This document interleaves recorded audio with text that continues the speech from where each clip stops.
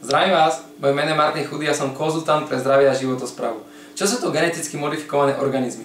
Možno ste prvýkrát počuli tieto slova, alebo ste ich už počuli, ale vôbec neviete, o čo sa jedná. Pritom geneticky modifikované organizmy alebo GMO sa nachádzajú na trhu už 10 ročia a s najväčšou pravdepodobnosťou sa nachádzajú vo vašom tele. V poslednom období sa vynorilo veľa veľmi nepríjemných informácií o geneticky modifikovaných organizmoch, čo zvýšilo počet odporcov tejto novej technológie. Navyše, v posledných rokoch sa aj na území Slovenskej republiky rozšírili geneticky modifikované organizmy, a to dokonca bez vedomia občanov.